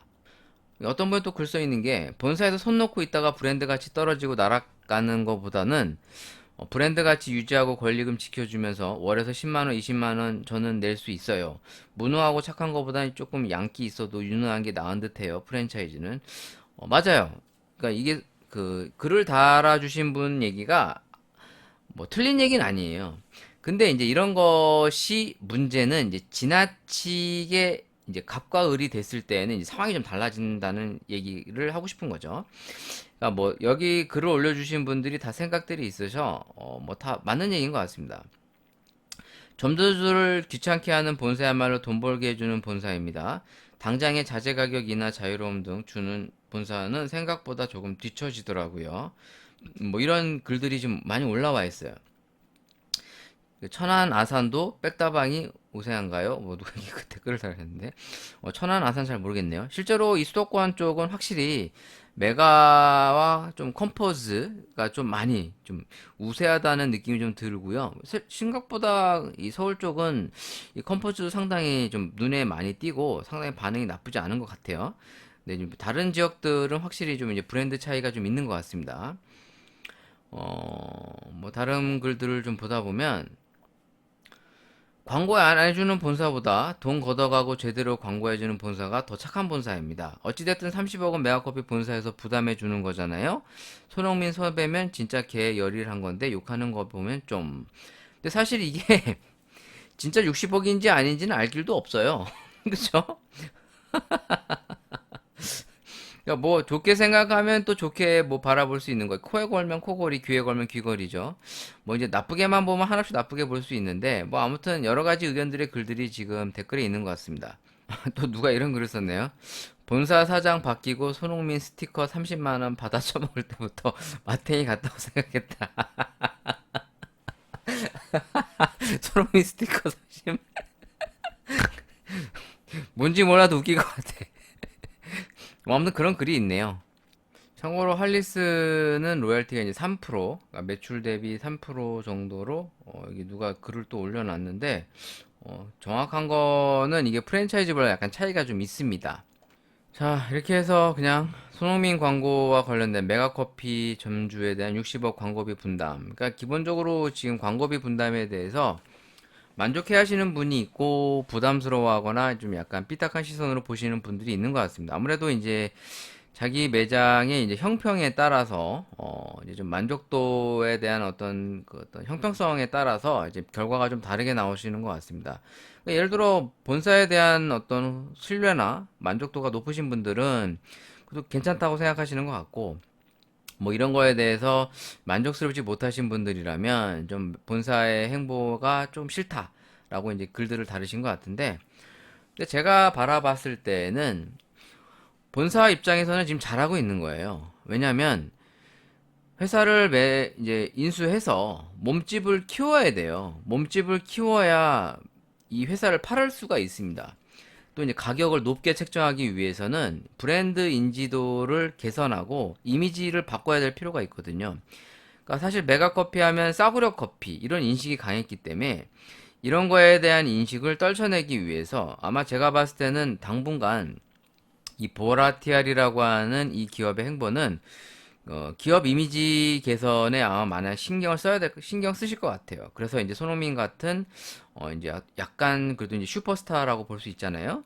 네, 이런 사람을 이용해서 특히나 이제 월드컵 붐 시즌에 맞춰 또 이런 걸 또 했고, 실제로 이제 16강까지 올라가면서 이제 손흥민 씨에 대한 어떤 행보도 나쁘지가 않단 말이에요. 어떻게 보면 좀 약간 그 도박일 수도 있었죠. 예를 들어 우리가 막 손흥민 씨가 저조하고 16강도 못 가고 그랬으면 이제 욕 뒤지게 처먹고 그러면 사실 이제 이미지가 그닥 썩 좋지 않았을 텐데, 그러니까 이 보라티알이라고 하는 이 기업도 약간 조금 이런 면에서는 그러니까 도박을 한 게 아닌가. 단순히 얘네들이 이런 광고비를 투자할 때는 이런 여러 가지를 고심을 안 했겠습니까? 고심을 하고 했을 텐데, 뭐 16강을 못 간다 하더라도 최소한 투자 비용이 나쁘지 않다고 판단했기 때문에 이런 걸 결정하지 않았을까 싶어요. 자, 또 다른 기사들도 한번 뒤져보도록 하겠습니다. 뭐 지금 뭐 가맹점 광고비 떠넘기에 대해서 뭐 계속 후속 글들이 있는데, 하나 더 소개하면은 메가커피는 규정에 맞춰서 진행했다라고 지금 이제 글들이 나오고 있네요. 기본적으로 여기 보면은 지난 7월 5일부터 시행된 개정 가맹거래법에 따르면 가맹본부는 가맹점 사업자가 비용의 전부 또는 일부를 부담하는 광고를 실시하는 경우 그 비용 부담에 관해 전체 가맹점 사업자 중 50%의 동의를 받아야만 한다. 만약 50%의 동의를 받지 못하면 가맹본부를 광고를 진행할 수 없다고 여기 써 있다고 합니다.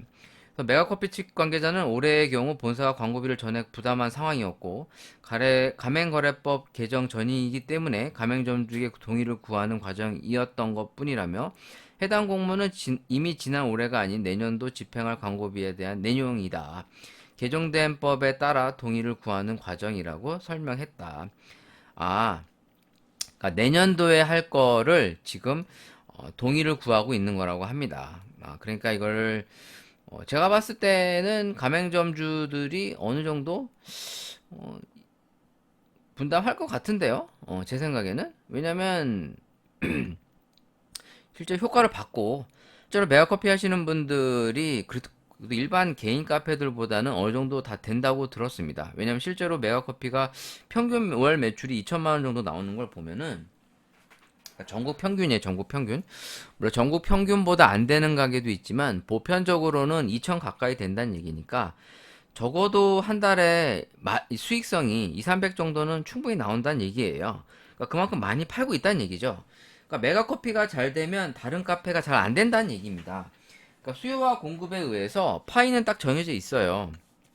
커피를 먹을 사람이 갑자기 기하급수로 는다든가, 뭐 예를 들어 관광객이 많이 온다든가 그러면 모르겠는데, 뭐 하루 2잔 먹던 사람이 뭐 5잔, 6잔씩 먹진 않잖아요. 물론 예외적으로 특정한 날에 뭐 한두 잔 더 먹을 수는 있는데, 보편적으로는 파이는 딱 정해져 있으면 그 파이를 나눠 먹기란 말이에요. 그럼 나머지를 이제 보통 메가커피라는 브랜드가 없기 전에 누가 나눠 먹고 있으면, 특정 기업이 들어와서 그걸 다 먹고 있으면 나머지 카페들이 안 된다는 얘기예요. 그럼 결과적으로 메가커피가 잘 됨으로써 다른 카페가 좀 죽쓰고 있다는 얘기죠. 그러다 보니 기본적으로 메가커피가 어느 정도 유지가 된다는 것은 과맹점주들한테는 뭐 그냥 무조건적으로 부정적인 건 내용이 아니다, 이렇게 생각이 됩니다. 자, 아무튼 또 넘어가서 다음 기사, 이디야 커피 뉴 아메리카노 출시라고 써 있네요. 근데 엄밀히 말하면 뉴가 아니지 않나? 이건 과장 광고 아닌가? 이디야 커피가 22일 더 크고 깊은 맛의 뉴 아메리카노를 선보인다. 2달간 이건 좀 너무 갖다 붙였다. 2달간 대규모 경품 증정 행사를 진행하는데, 뉴 아메리카노는 이디야 커피 연구소에서 랩실이죠, 이디야 랩. 오랜 연구 개발과 테스트를 거쳐 기존과 같은 가격에 더욱 깊은 맛을 느낄 수 있는 것을 특징으로 변화하고 있는 고객 니즈에 부응하고자 기획됐다고 지금 글이 써 있네요. 이날부터 전국 이디야 커피 아메리카노는 뉴 아메리카노로 변경되며 기본 사이즈는 라지 18온즈 사이즈. 사실 라지 사이즈는 이미 예전부터 했었죠. 프로모션 할 때도 많았었고, 뭐 추가 비용 받고 보통 이제 500원 정도 예전에 받았었던 것 같아요. 500원 정도 받으면 사이즈 더 키워져. 원래 14에서 16, 18 이렇게 가거든요. 예전에는 14, 16온즈밖에 없었는데 이제 저가 커피들 등장하고부터 이제 18온즈도 나왔었습니다. 근데 샷 추가해서 이제 보통 나갔었는데 이제 요 뉴 커피 샷 추가 사이즈업을 하는데 커피 가격은 이제 어떤 뭐랄까 인상하지 않고 맞죠? 그러니까 아메리카노 가격은 인상하지 않고 사이즈 업하고 샷 추가되고 네, 요거를 지금 홍보하고 있는 것 같아요. 그러니까 엄밀히 말하면 이제 뉴 커피는 아닌데 좀 이제 광고를 해서 소비자들한테 알리고자 약간 이렇게 기획된 것 같아요. 일단 뭐 추가 비용을 안 받고 파니까 일단 아메리카노만 먹는 손님 입장에서는 뭐 손해볼 게 없습니다. 그쵸? 그러니까 이디야 커피가 근데 과연 얼마만큼 손님을 다시 찾아올 수 있을지 그래도 뭐 개인적으로는 메가 커피보다는 그래도 이디야 커피가 낫다 뭐 이렇게 생각을 하고 있습니다만 이디야 커피도 이제 지점마다 커피 맛들이 워낙 차이가 많이 나서 어느 지점은 맛이 또 괜찮은데 어느 지점 가보면 좀 거의 뭐 메가 수준으로 나오는 경우도 있어서 좀 실망스러울 때도 있었어요. 몇 차례 제가 이제 뭐 기프트콘 같은 걸로 먹어봤을 때 아무래도 이제 관리가 안 되는 거죠. 이 지점 관리들이 안 되고 뭐 이제 좀 원두를 이제 신선하게 잘 활용하지 못하는 그런 사례가 있는 것 같습니다. 다음 기사를 또 볼게요. 대상 FMB 대상. 어? 대상이면은 옛날에 그 로즈버드 하던 회사인데 얘네 철수했는데 다시 시작한다는 내용이네. 기사 그대로 있네요. 대상 FMB가 커피 전문점 가맹 사업에 재도전하기 위해 사전 작업을 진행한다. 대상그룹이 커피 전문점 가맹 사업에 도전하는 것이 로즈버드 철수 이후 로즈버드가 언제 철수했었던 건지 기억이 잘 안 나는데 대략 2010 몇 년? 요때쯤 철수한 것 같은데 어딨지? 2001년 로즈버드는 대상으로부터 분사해 브랜드 사업권이 넘어갔다. 2011년 이를 되찾았다. 뭐 언제 한 거에 대해서는 내용이 없네요. 참고로 대상 FMB는 커피 사업을 계속 하고 있습니다. 그래서 특히 이제 원두 가공 이제 납품 이런 걸 했었어요. 제가 기억하기로 제가 있었던 커피니가 예전에 이제 대상 쪽에다가 원두를 이제 주문 생산했던 걸로 기억이 납니다. 제가 이제 초창기 이제 커피니라는 이디야에서 이제 커피니로 옮겼을 때 이제 커피니랑 프랜차이즈가 이 대상이라는 회사에서 이제 이 커피 가공을 이제 맡겼던 게 기억이 나는데 일단 대상도 이렇게 다시 커피 가맹 사업을 하려고 이제 준비한다는 걸 보니까 여기 DS 랩이라고 해놨네요. 일단 제가 제 닉네임이 DS라고 많이 쓰고 있거든요. 개인적으로. 참고로 제 이름엔 DS와 전혀 관련이 없습니다. 근데 제가 이제 닉네임이라고 DS를 쓰는데 제가 이제 좋아하는 이 단어 DS를 많이 쓰니까 좀 친숙하네요. 대상의 D, 대상의 대, 상의 S, 뭐 그건가 보네.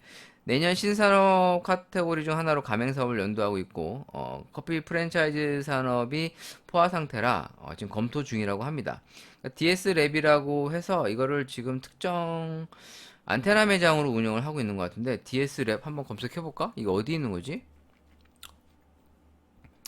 DS 랩, DS 랩, 대상 랩, 내방역 커피숍 DS 랩.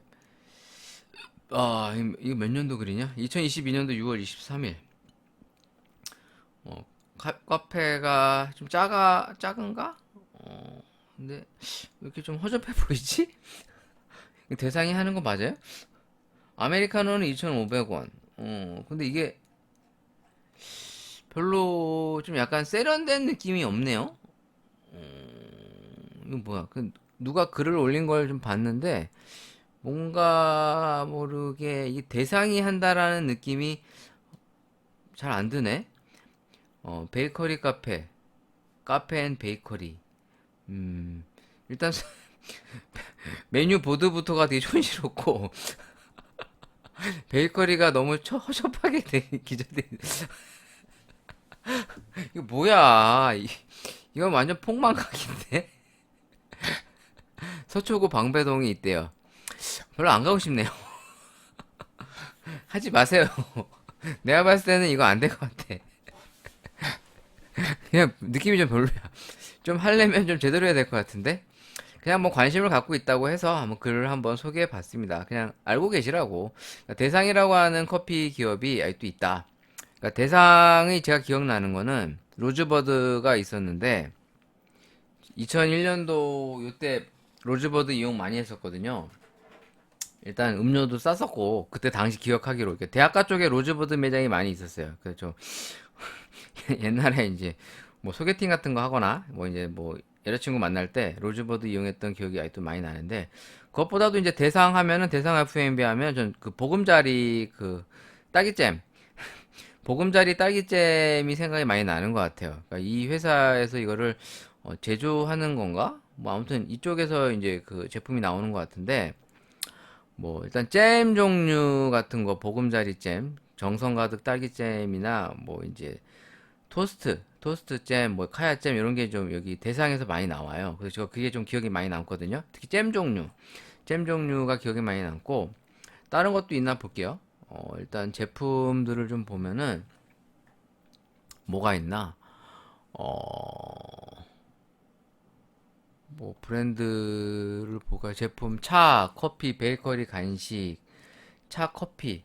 일단 커피 제품들도 생산을 하고 있네요. 그래서 제가 보금자리 콜드브루 추출액도 있어? 이거 처음 보는데? 이런 거 어디서 팔아요? 이런 거 처음 보네? 이건 어디서 만든 거야? 제조원은 핸디엄. 주식회사 핸디엄에서 만들었고 유통 전문은 대상 FM. 핸디엄도 요 가공 커피들 많이 만들고 있죠. 이런 것도 나오는구나. 일단 얘네들이 이제 보금자리 유자차, 뭐 블루베리 음료, 과즙, 뭐 땅콩 파우더, 뭐 이런 카페 용품들도 생산을 하고 있습니다. 그러니까 그냥 한번 소개해 본 거예요. 네, 복숭아 아이스티 베이스도 같은 것도 이제 좀 나오네요. 한번 심심하시면 한번 보시면 좋을 것 같고, 자 이제 커피 관련 기사들이 이제 얼추 거의 다 한 것 같은데 하나 더 있네요. 부활을 노리는 카페베네. 저가 커피 난립 속에서 옛 영광을 되찾을 수 있을까? 2008년 진출, 매장 한때 1000곳이 넘었다. 예전에는 우리나라에서 넘버원이 카페베네였죠. 네, 한국 기업으로는. 일단 스타벅스와 유일하게 맞설 수 있는 것이 이제 이 카페베네였어요. 물론 실질적으로는 할리스가 스타벅스와의 어떻게 보면 이제 대항마라고 해놓고 이제 김도균 대표인가?